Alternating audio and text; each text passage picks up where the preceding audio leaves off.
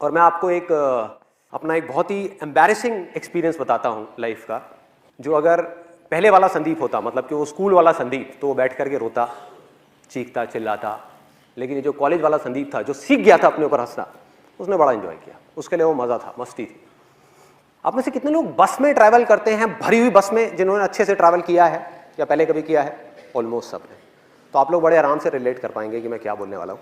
मैं कॉलेज से अपने घर आ रहा था एक बस के अंदर, और वो बस पूरी खचाखच भरी हुई थी। और बस में ट्रैवल करने की मेरे को सबसे ख़राब चीज़ ये लगती है कि उसमें जब बस पूरी तरह से भरी होती है तो सबके हाथ ऐसे होते हैं, और ज़्यादातर लोगों ने डिओड्रेंट नहीं लगाया होता। आप लोगों ने शायद ये प्रॉब्लम फेस करी होगी। तो हुआ क्या कि मैं ऐसी बस में ट्रैवल कर रहा, बस पूरी भरी हुई, और मुझे एक बड़ी अच्छी खुशबू आई, मतलब कमाल के एक परफ्यूम की खुशबू। और मैंने कहा यार ये क्या है, जहन्नुम में जन्नत दिख रही है, क्या है ये? मैं मतलब उसमें खो गया उस खुशबू में। और मैंने अपने दोनों तरफ देखा, मैंने कहा ये कहाँ से आ रही है? तो मैंने पहले इधर देखा, इधर से नहीं थी। उधर देखा तो मेरे पीछे लेफ्ट साइड में एक लड़की खड़ी हुई थी, और उसने परफ्यूम लगाया। लड़की के नाम पे वो करने वाली बात। और जैसे मेरी नजर पड़ी कि ये इस लड़की में से ये परफ्यूम की खुशबू आ रही है, तो मेरे फेस पे हल्की सी स्माइल आ गई। और ये स्माइल उस लड़की को देख करके नहीं आई थी, क्योंकि आप लोगों को बैकग्राउंड पता है, उसको नहीं पता था। ये स्माइल आई थी उसके परफ्यूम की वजह से, कि मैंने देखा और मैंने कहा कितना अच्छा परफ्यूम है। तो हल्की सी स्माइल आई, लेकिन उस लड़की को ये डाउट हो गया कि मैं उसको छेड़ रहा हूँ, मैं उस पर लाइन मार रहा हूँ। और वो बिल्कुल गुस्से से मेरे को घूरने लग गई, मतलब उसने गुस्से वाली मेरे को लुक दी, और मैंने फटाफट से अपना मुंह नीचे कर लिया। मैंने कहा भाई पिटना नहीं है तो मुंह नीचे कर लो, भीड़ यहाँ पे बहुत है, बहुत मारेंगे सब मिल करके। तो मैं अपना आराम से ऐसे ही खड़ा हुआ। उसके 10-15 मिनट बाद में, गर्मी बहुत ज़्यादा थी, गर्मियों का टाइम था, और मेरे फेस पे पसीना आया। तो मैंने क्या किया, अपनी जेब में हाथ डाला रुमाल निकालने के लिए। अब ध्यान से देखो मेरा हाथ कैसा है, क्योंकि मैं आपको बता चुका हूँ कि मेरी उंगली मुड़ती नहीं है। तो मैं गया, मैंने जा करके अपनी जेब में हाथ डाला, रुमाल निकाला, और जब रुमाल निकाल रहा था तो वो उंगली जा करके उस लड़की के पैर पे टच हो गई। उसके पैर पे टच हो गई। आपने वो कहावत सुनी होगी, कंगाली में आटा गीला। बिल्कुल ऐसे ही कुछ मेरे साथ में हुआ कि पहले ही मेरी पिटने वाली हालत थी, और ऊपर से वो उंगली जा करके उसके पैर पे टच हो गई। मैं रुमाल लेकर के चुपचाप अपने फेस पे आया, और मेरी हालत खराब। मैं मन ही मन सोच रहा, मैंने कहा भाई अब क्या करूं? दो ऑप्शन है मेरे पास में। एक तो ये है कि पलट करके इसको फटाफट से सॉरी बोल दूं, लेकिन उसमें एक रिस्क है कि क्या हो अगर उसको पता ही नहीं है कि उंगली मेरी थी इतनी भीड़ में।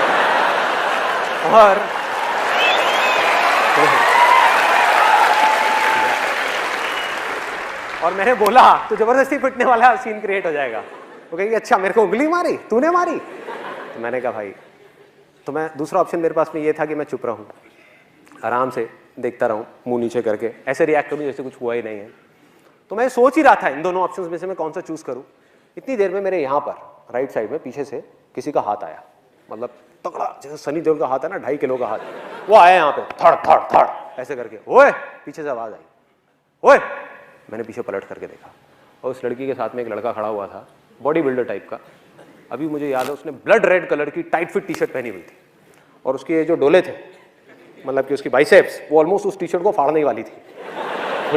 इतना तगड़ा बंदा वहाँ पे पीछे खड़ा हुआ था। उसकी हाइट होगी करीबन 6-6.25 फीट। तो मैंने उसको पलट करके देखा, और पलटते ही अब मेरे को समझ ही नहीं आया मैं क्या बोलूँ। अब बहुत देर हो चुकी थी, अब सॉरी बोलने वाली स्टेज जा चुकी थी। मैंने कहा हाँ जी। बस मेरा ये बोलने की देर थी, लड़की का गुस्सा और बढ़ गया। कहती हाँ जी, मैं तुझे बताऊं हाँ जी। एक तो मुझे पहले देख करके हंसता है, उसके बाद में टच करता है, और फिर पलट करके कहता है हाँ जी। तो उल्टा पड़ गया मेरे ऊपर, मतलब जैसे ही मैंने उसको बोला। फिर मैंने उसको समझाया, मैंने कहा जी I am very very sorry. अब मैं आपको किस तरीके से समझाऊं, आप देखो ये जो मेरी 2 उंगलियां हैं, आप देखो इन दोनों की शेप्स में आपको साफ फर्क पता लग जाएगा। मेरी जो उंगली है मुड़ती नहीं है, मैंने जानबूझ करके नहीं किया, गलती से हो गया है। तो उसके बाद में उस लड़के ने बड़ा कमाल का डायलॉग बोला, जो उसके साथ में था, मुझे नहीं पता वो उसका क्या था, बट उसने बड़ा सही डायलॉग बोला। कहता ओ हीरो। मैं कहा हाँ जी। और क्या बोलूं? मैं कहा हाँ जी। कहता है मेरा हाथ दिख रहा है, ये भी अगर एक बार पढ़ना शुरू हो जाए ना तो रुकता नहीं है, जैसे तेरी उंगली मुड़ती नहीं है। तो मैंने कहा भाई आज तो तू गया, आज तो पिटाई होनी पक्की है। फिर उसके बाद में मैंने जितनी मैं कोशिश करता चला जा रहा था उतनी ही गड़बड़ होती चली आ रही थी। और ऐसे में गड़बड़ क्या होती है कि यहाँ तक तो ठीक था, मतलब ये जो लड़का था और ये लड़की थी, इसको तो मैं फिर भी किसी तरह से हैंडल कर लेता, लेकिन ऐसे में क्या होता है, जितनी भी भीड़ होती है वो सब लड़की की तरफ हो जाती है। उनको ये लगता है कि सारे लड़के ही बुरे हैं और कोई समझने को तैयार नहीं, मतलब किसी को पता ही नहीं कि हुआ क्या है। और वहां पर पीछे एक मूंछों वाले अंकल खड़े थे, वो बोलते कहते, ओए शर्म नहीं आती तेरे को, तू लड़की को छेड़ता है, भरी बस में लड़की को छेड़ रहा है। मैं पलटा, मैंने उनके हाथ जोड़े, मैं कहा अंकल जी आज तक मैंने अपनी गर्लफ्रेंड को नहीं छेड़ा, मैं इनकी गर्लफ्रेंड को क्या छेड़ा। मतलब मैं समझाने की कोशिश कर रहा हूं, मैंने कहा एक बार देखो तो सही, देखो तो सही। कहते गंदे गंदे इशारे करता है, चल साइड हो चल। मतलब कोई भी अपनी वाइफ की फ्रस्ट्रेशन, अपनी जॉब की फ्रस्ट्रेशन आकर के मेरे पे निकाल रहे हैं, आकर के ले ले धक्के धक्के देते देते। तो कब मुझे धक्के पड़े और कब मैं बस के आगे तक पहुंचा, कब कंडक्टर ने बस रोकी और मैं बस से उतरा, मुझे पता ही नहीं लगा। सब कुछ अपने आप हो गया, धक्के खाते खाते खाते खाते बीच रास्ते में मुझे बस से निकाल दिया। इनफैक्ट मेरा जो कॉलेज का बैग था वो भी बस में रह गया। और मैं उतरा, और उतर करके अगर वो पहले वाला संदीप होता, वो स्कूल टाइम वाला, तो वो क्या करता, वो रोता, वो जा करके उस भगवान को बोलता, हे भगवान तूने मेरे साथ में क्या किया, मेरी तो कोई गलती भी नहीं थी, ऐसे पिट गया, ऐसे मेरे कपड़े फट गए, ऐसे ये सब हो गया, यही करता। और दूसरी चीज क्या करता, इस एक्सपीरियंस को, ये जो हुआ मेरे साथ में, इसको एक भयानक सपना समझ करके भूलने की कोशिश करता, ये भूल जाओ। और मजे की बात पता है क्या है, आप जितना भी किसी चीज को भूलने की कोशिश करते हो वो चीज उतनी ही याद आती है। हुआ है आप लोगों के साथ ऐसा? जितनी कोशिश करता वो अंदर ही अंदर मेरे रह जाता, मतलब बाहर नहीं आ पाता कभी भी। लेकिन ये था पहले वाला संदीप, मतलब कि वो स्कूल वाला संदीप जो अपने कॉलेज के फ्रेंड से नहीं मिला था, लेकिन वो मर चुका था। अब था ये कॉलेज वाला संदीप। मैंने क्या किया, वहाँ से उतरा, मैंने कहा यार बैग तो अंदर रह गया है, लेकिन दोबारा पिटने की मेरी हिम्मत नहीं थी, तो मैंने कहा दोबारा जाना तो बस के अंदर ठीक नहीं है। तो साइड में आया, वहाँ पर आ करके एक पानी की रेडी वाला खड़ा हुआ था, गर्मियों के अंदर वहाँ पे पानी की रेडी वाले खड़े होते हैं, उससे बढ़िया सा नींबू पानी बनवाया, नींबू पानी बनवा करके रोड के साइड में बैठा और हंसने लगा, अपने ऊपर ही हंसने लगा, मतलब अकेले में खुद का मजाक उड़ा रहा था। और बार बार सोच रहा, मैंने कहा यार मैंने सॉरी क्यों नहीं बोला। और अपने घर गया, वहाँ जा करके अपनी सिस्टर को एक किस्सा सुनाया। मैं कहा देख भाई मेरे साथ में ऐसी ऐसी चीज़ें हुई हैं। सिस्टर भी बहुत हंसी, कहती भैया तू तो बिल्कुल ही बेवकूफ़ है, बिल्कुल ही पागल है, ये क्या ज़रूरत थी ये सब करने की। मैंने कहा मैंने किया थोड़े, वैसे ही हो गया, मैं क्या करूँ। उसके बाद मैं अपने उन स्कूल फ्रेंड्स के पास में गया, वही जो मेरा बहुत मजाक उड़ाते थे, उनके पास में गया, उनको भी जा करके अपना पूरा किस्सा सुना दिया। और वो भी बहुत हंसे, कहते हमने सही नाम रखा था तेरा, उंगली देख उंगली करी दी ना तूने। कहता तू बाहर नहीं आया, पंगे ले ही लिए ना। मैंने कहा हाँ यार क्या करूं, मैं ऐसा ही हूं। तो अब फर्क क्या था, क्योंकि मैं खुद पे हंसना सीख चुका था, उस समय नहीं आता था।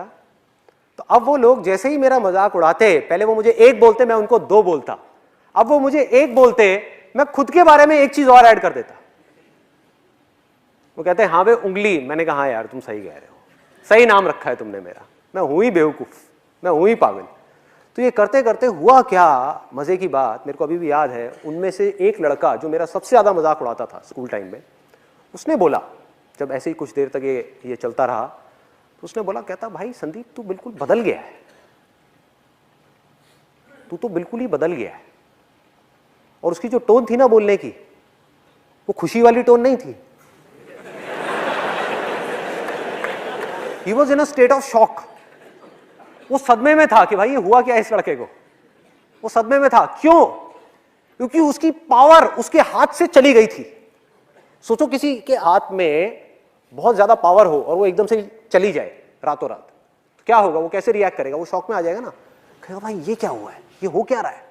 क्योंकि उसकी पावर थी क्या, उसकी पावर थी मेरा गुस्सा। मुझे गुस्सा आता था और वो मुझे गुस्सा दिलाता था। मैं चिढ़ता था, वो मुझे चिढ़ाता था। मैंने चिढ़ना बंद कर दिया, अब वो किसको चिढ़ाएगा। सोचो, उसकी पावर गायब, उसके जोक्स फेल, पूरी तरह से फेल। मतलब वो कुछ भी कोशिश करता हो फेल, किसी को हंसी नहीं आती। उसके बाद में जो मैं अपने बारे में बोलता हूं उसमें ज्यादा हंसी आती।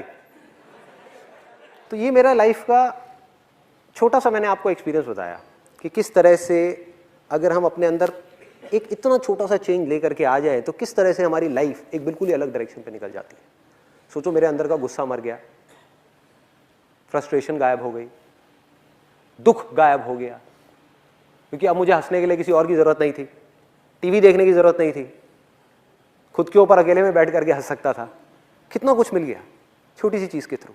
और आपने भी शायद ये चीज नोट करी होगी कि जब मैं स्टेज पर होता हूं या वैसे भी रियल लाइफ में भी, कि किसी भी तरह का कोई भी जोक क्रैक करने में, चाहे कितने भी लोग बैठे हो, चाहे 10 लोग बैठे हो, चाहे 10,000 लोग बैठे हो, मुझे 1% भी दिक्कत नहीं होती।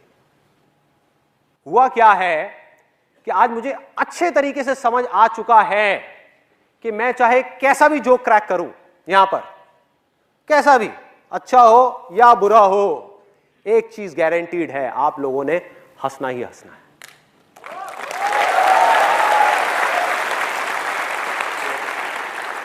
हंसना ही हंसना है, गारंटीड हंसना है। और ये मेरा कोई ओवर कॉन्फिडेंस नहीं है जो किसी इमेजिनेशन के ऊपर बेस्ड है, ये मेरा कॉन्फिडेंस है जो रियलिटी के ऊपर बेस्ड है। और मैं बताता हूं कैसे मैं ये बात बोल रहा हूं। मैंने कोई जोक क्रैक किया या कुछ बोला यहां पर आकर के, अगर आपको जोक समझ आ गया तो आप क्या करोगे? हंसोगे, उस जोक के ऊपर ठाके मार मार के हंसोगे, खुल के हंसोगे। और अगर वो जोक समझ नहीं आया तो क्या होगा? तब भी आप हंसोगे।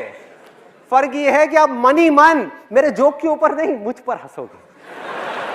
कि कितना बेवकूफ आदमी है, ये तो पागल है बिल्कुल ही। मन ही मन आप हंसे ना, तो हुआ वो जो मैं चाहता था। मेरा मकसद क्या था? मेरा मकसद क्या था? ये नहीं था कि आप मेरे जोक के ऊपर हंसो, ये था कि आपकी जिंदगी में थोड़ी सी खुशी आ जाए, बस। अब इससे क्या फर्क पड़ता है कि आप मेरे जोक के ऊपर हंसो या मुझ पर हंसो? क्या फर्क पड़ता है? हाँ, या मेरी बेवकूफियों पे हंसो, या मेरे फेलियर्स पे हंसो, या मेरी वीकनेसेस पे हंसो। होता क्या है, जब हम धीरे धीरे इस रास्ते पे चलते हैं तो वो दिन दूर नहीं है जब सिर्फ हम अपनी छोटी छोटी वीकनेसेस का मजाक नहीं उड़ाते, बल्कि बड़े से बड़े फेलियर का भी मजाक उड़ा सकते हैं। बड़े से बड़े फेलियर का सोचो, ये क्या है?